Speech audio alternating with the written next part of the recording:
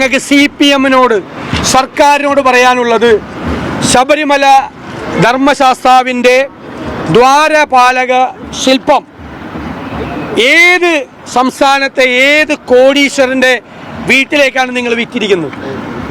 ഏത് കോടീശ്വരൻ്റെ വീട്ടിലേക്കാണ്? അതിപ്പോൾ ഉള്ളത് ഏത് കോടീശ്വരൻ്റെ വീട്ടിലാണ്? കോടികൾ മറിയുന്ന കച്ചവടമാണ്.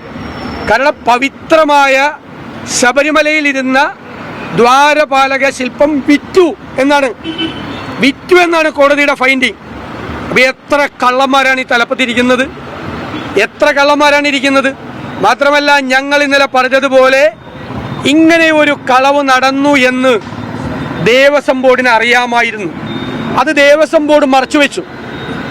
കാരണം ഉണ്ണികൃഷ്ണൻ പോറ്റിക്കെതിരെ മാത്രം കേസെടുക്കാൻ പറ്റില്ല. ഉണ്ണികൃഷ്ണൻ പോറ്റി മാത്രമല്ല കേസെടുത്താൽ.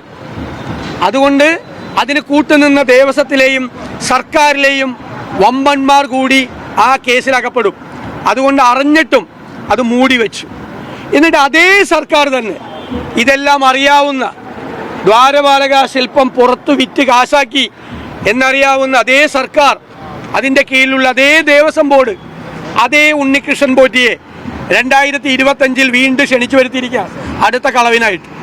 അതുകൊണ്ടാണ് ഇപ്പോഴത്തെ ദേവസ്വം മന്ത്രിയും അദ്ദേഹം രാജിവെക്കണമെന്നും ദേവസ്വം ബോർഡുകാരെ പുറത്താക്കണം എന്ന് ഞങ്ങൾ ആവശ്യപ്പെടുന്നത്.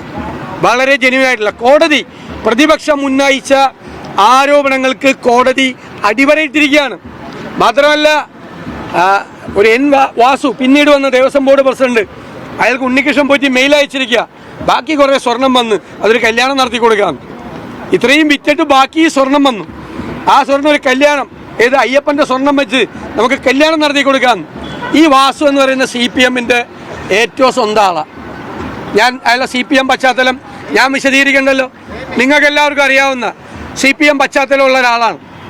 ആ ആള് ഇതറിയാം, എന്നിട്ട് അതുമെല്ലാം മറച്ചു വെച്ചു. ഇവർക്ക് എല്ലാവർക്കും അറിയാം ഇത് വിറ്റത് ദ്വാരപാലക ശില്പം വിറ്റിരിക്കുകയാണ്, കോടികൾക്ക് വിറ്റിരിക്കുകയാണ്. അത് ഏത് കോടീശ്വരൻ്റെ വീട്ടിലാണെങ്കിലും അത് എവിടെയാണെന്ന് CPM വെളിപ്പെടുത്തണം. CPM-ന് അതിനുള്ള പൂർണ്ണമായ ഉത്തരവാദിത്വമുണ്ട്. പിന്നെ ഇന്നലെ മന്ത്രിമാർ, 3 മന്ത്രിമാരാണ്. അവർ വളരെ സീനിയേഴ്സായിട്ടുള്ള അംഗങ്ങൾ ഈ സഭയിലുണ്ട്. ഇവർ 3 പേര് പുതിയതായിട്ട് നിയമസഭയിൽ വന്ന ആളാണ്. അവർ ഞങ്ങളെ നിയമസഭാ ചട്ടങ്ങളൊന്നും പഠിപ്പിക്കണ്ട. ആദ്യമായിട്ടാണ് ക്വസ്റ്റ്യൻ അവർ സ്തംഭിപ്പിച്ചെന്നുള്ള രീതിയിലാണ്, അവർ നിയമസഭ സ്തംഭിപ്പിച്ചെന്നുള്ള രീതിയിലാണ് അവർ സംസാരിക്കുന്നത്. അവിടെ ഈ നിയമസഭ മുഴുവൻ അടിച്ചു തകർത്ത മന്ത്രിമാരുൾപ്പെടെയുള്ള ആളുകൾ അവിടെ ഇരിക്കുമ്പോഴാണ് ഈ പ്രഹസനം നടത്തുന്നത്.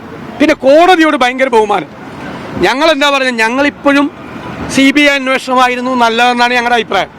കാരണം കേരള പോലീസ്, പക്ഷേ ഹൈക്കോടതി അക്കാര്യത്തിലൊരു ശ്രദ്ധ പുലർത്തി. എന്താ ചെയ്തത്? ഈ സർക്കാരിലൊരു വിശ്വാസമില്ല എന്നുള്ള പ്രഖ്യാപനം കൂടിയാണ് ഹൈക്കോടതി നടത്തിയത്. ഹൈക്കോടതി ഗവൺമെൻറ്റിനോട് ഒരു SIT സ്പെഷ്യൽ ഇൻവെസ്റ്റിഗേഷൻ ടീമിനെ ഉണ്ടാക്കാനല്ല പറഞ്ഞത്. അങ്ങനെ പറഞ്ഞാൽ മതിയല്ലോ. സർക്കാരിലും പോലീസിലും കോടതിക്ക് വിശ്വാസം ഉണ്ടായിരുന്നെങ്കിൽ കോടതി പറയാം, ഇത് അന്വേഷിക്കണം, നിങ്ങളൊരു സ്പെഷ്യൽ ഇൻവെസ്റ്റിഗേഷൻ ടീം രൂപീകരിച്ച് നിങ്ങൾ അന്വേഷിക്കണം എന്നല്ല പറയേണ്ടത്. അതല്ല പറഞ്ഞത്. സ്പെഷ്യൽ ഇൻവെസ്റ്റിഗേഷൻ ടീമിനെ ഹൈക്കോടതി സെലക്ട് ചെയ്തു.